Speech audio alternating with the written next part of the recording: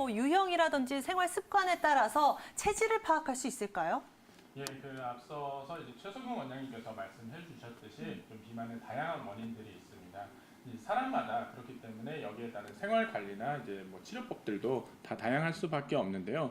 그 중에 좀 대표적인 몇 가지 경우들을 소개를 해드리도록 하겠습니다. 가장 이제 대표적인 경우로 이제 습담형이라고 할 수 있는 체질이 있습니다. 이런 경우는 우리 주위에서 이제 흔히 볼 수 있는 하얗고 좀 살이 물살인 경향인 사람들이 많이 있습니다.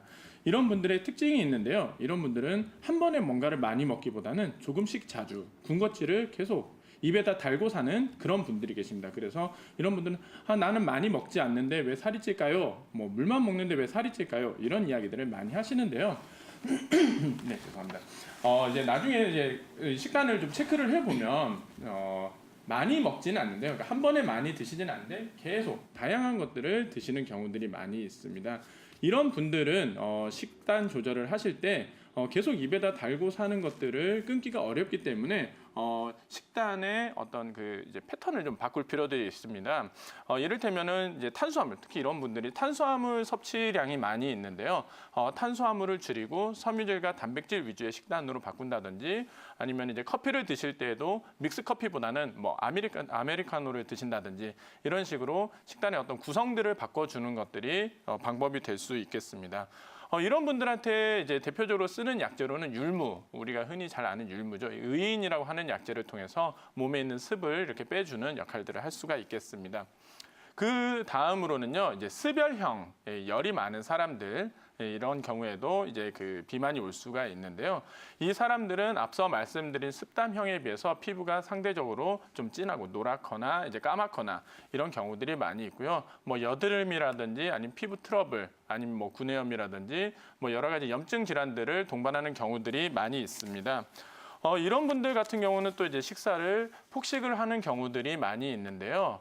그렇다 보니까 이런 분들은 이제 생활 관리를 할 때 먹는 것들 구성을 바꾸는 것도 있지만 이런 분들은 식사를 아예 그냥 줄여버리는 방법들이 있습니다. 이를테면 1일 1식을 하신다든지 한 번 드실 때 뭐 반 공기만 드세요 하신다든지 이랬을 때 좀 잘 듣는 경우들이 있고요. 상대적으로 이 습열형이 좀 다이어트를 했을 때 좀 살이 잘 빠지는 그래서 환자들의 만족도도 매우 높은 그 유형에 속한다고 할 수 있겠습니다. 이분들은 이제 석고나 대왕 같은 열을 내려주고 이제 찌꺼기를 빼주는 이런 약재들을 많이 사용을 할 수가 있겠고요. 이제 또 하나 이제 칠정형이라고 하는 이제 그 체질들이 있겠습니다.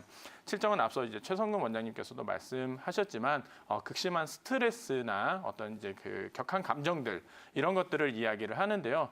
우리가 스트레스를 받으면 먹는 걸로 푸는 경향들이 있습니다. 특히나 이제 다른 것들로 해소하기가 어려울 때, 그래서 내가 좀 여유가 있고 하다면 잠을 충분히 잔다든지 아니면은 뭐 바깥 바람을 쐰다든지 여행을 한다든지 이렇게 스트레스를 풀 수도 있지만, 근데 그런 상황들이 되지 않을 때는 결국에 먹는 걸로 푸는 게 가장 쉽거든요. 그래서 습관적으로 이렇게 스트레스 받으면 폭식을 하는 경향들이 있는 분들, 이런 분들 같은 경우는 수면의 장애라든지 아니면은 뭐 생리 문제라든지 아니면은 여기저기 이제 통증들 이런 것들을 같이 동반하는 경우들이 많이 있습니다.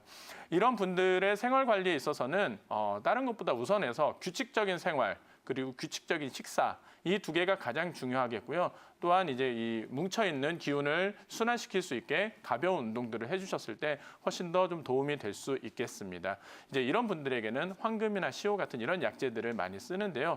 이렇듯이 체질별로 우리가 자주 쓰는 약재들, 주요한 약재들이 다르고 치료법과 생활 관리들이 다르기 때문에 다이어트에 있어서는 가까운 한의원에 가셔서 한의사 원장님과 상담을 하셔서 자기 체질에 가장 잘 맞는 치료법, 다이어트 관리법을 파악을 하시고 거기에 이렇게 잘 따라가시는 것들이 좀 효과적일 수 있겠습니다.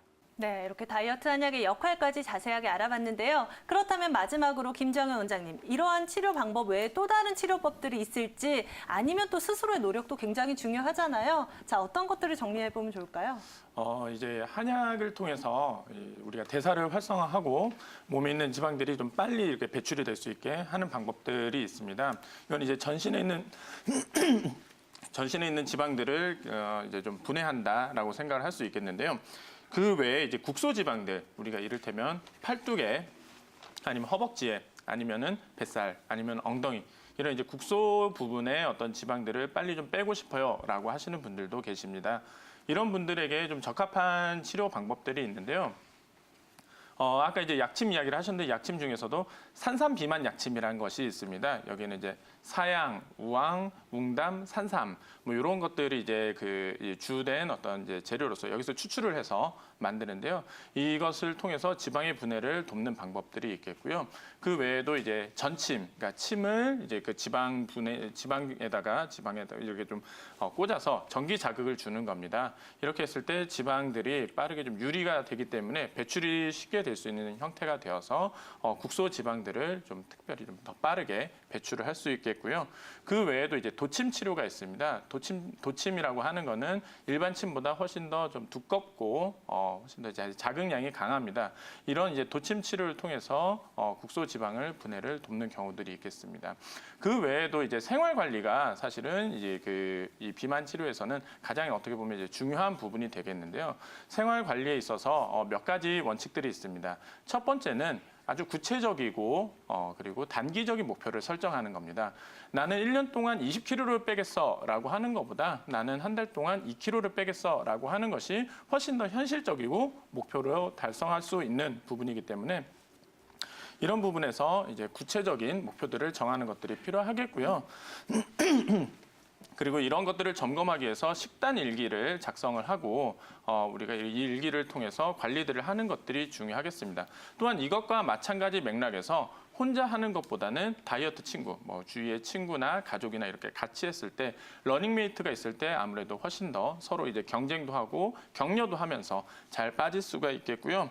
그 외에 생활 관리에서 이제 규칙적인 식사 그리고 규칙적인 수면, 충분한 휴식 이런 부분들이 필요하겠습니다.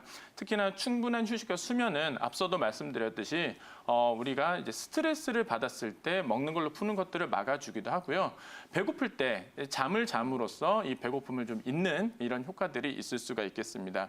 그 외에도 이제 운동을 이야기를 할 수가 있겠는데요. 사실 이제 처음에 다이어트를 시작을 할 때는 운동을 많이 추천을 하지는 않습니다. 왜냐하면 운동을 하게 되면은 이 공복감이 더 심해지기 때문에 오히려 더 이제 그 식욕을 불러일으키는 경우들이 있기는 한데요.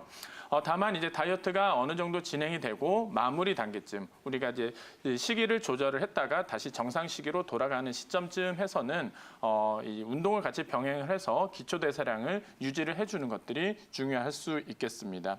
이렇게 할 때에는 유산소 운동과 함께 근력 운동을 통해서 우리의 기초 대사량을 끌어올려주는 것들이 필요하겠습니다.